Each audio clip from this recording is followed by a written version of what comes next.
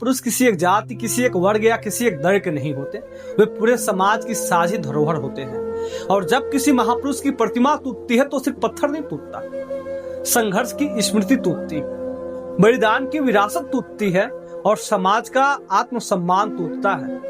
आज हम बात कर रहे हैं स्वतंत्रता संग्राम सेनानी भागवत भगत जी की, जिन्हें लोग श्रद्धा और सम्मान से खजरी वाले बाबा कहते हैं। भातपरानी विधानसभा के बंगरा बाजार की ऐतिहासिक धरती से निकलकर जिन्होंने पूरे क्षेत्र को ही नहीं बल्कि देश को राष्ट्रभक्ति की चेतना से जोड़ा। भागवत भगत जी वह नाम है जो इतिहास की किताबों में कम लिखे गए लेकिन लोगों के दिलों में आज भी जीवित है। जब महात्मा गांधी जी देश को सत्य और अहिंसा के मार्ग में चलने का संदेश दे रहे थे, उसी समय भागवत भगत जी गांव-गांव घूमकर उस संदेश को जन जन तक पहुंचाने का काम कर रहे थे। वे गांधी जी के असहयोग आंदोलन में शामिल हुए। अंग्रेजी शासन के खिलाफ उन्होंने लोगों को संगठित किया। नमक सत्याग्रह के दौरान ग्रामीणों को समझाया कि आजादी सरकार से मिलने वाली भीख नहीं है, यह छीननी पड़ती है। 1942 के भारत छोड़ो आंदोलन में भागवत भगत जी पूरी ताकत के साथ सड़क पे उतरे। खजरी उनके हाथों में होती थी, लेकिन वह खजरी सिर्फ वाद्य नहीं थी, वह ब्रिटिश हुकूमत के खिलाफ जन जागरण का हथियार था।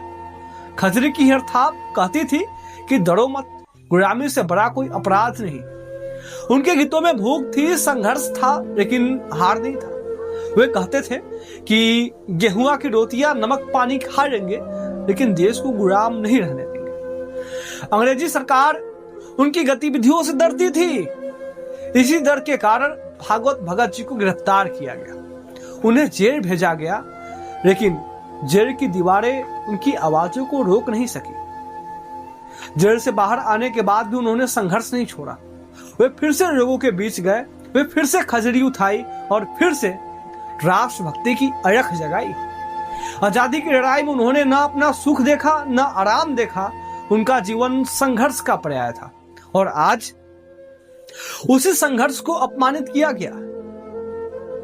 बंगरा बाजार में स्थापित भागवत भगत जी की प्रतिमा और राजा तत्वों द्वारा तोड़ दी गई। आरोप है कि यह तोड़फोड़ जातिवादी नारे लगाकर की गई। अगर यह सच है तो यह सिर्फ कानून व्यवस्था का मामला नहीं है, यह समाज की सोच पे गंभीर सवाल है। सवाल यह कि जिस महापुरुष ने कभी जाति नहीं पूछी, कभी वर्ग नहीं देखा, आज उसी को जाति में बांध के क्यों तोड़ा गया? जिस व्यक्ति ने महात्मा गांधी के साथ कंधे से कंधे मिला के आंदोलनों में भाग लिया, आज उसकी प्रतिमा असुरक्षित क्यों है? क्या हमारी आजादी इतनी सस्ती हो गई है कि उसके नायकों को तोड़ा जा सके? क्या भातपरानी का युवा इतना कमजोर हो गया है कि वह अपनी विरासत की रक्षा भी नहीं कर सकता? जिस बाबा ने युवाओं को अंग्रेजों से लड़ना सिखाया, आज उसी बाबा के अपमान पर युवा क्या तमाशबीन बने रहेंगे? आज दिन भर बंगरा बाजार में नेताओं का आना जाना लगा रहा। सत्ता पक्ष हो या विपक्ष, हर किसी ने घटना की कड़ी निंदा की। हर नेता ने कहा कि यह निंदनीय है, यह शर्मनाक है, यह अच्छा नहीं है, दोषियों पे कार्रवाई होगी। लेकिन सवाल फिर भी वही है कि क्या निंदा से इतिहास जुड़ जाएगा? क्या बयान देने से संघर्ष की भरपाई हो जाएगी? भागवत भगत जी ने हमें जीवन में यह सिखाया कि निंदा से काम नहीं चल रहा। उन्होंने संघर्ष किया, जेल गए, जोखिम उठाया और आज उनके नाम पे सिर्फ शब्द काफी नहीं है। यह घटना बंगरा बाजार तक सीमित नहीं है, यह घटना पूरे समाज को आईना दिखा रही है। अगर आज भागवत भगत जी की प्रतिमा टूटी है तो कल किसकी बारी होगी? क्या हम इतिहास को सिर्फ त्योहारों और पुण्यतिथियों तक सीमित कर देंगे?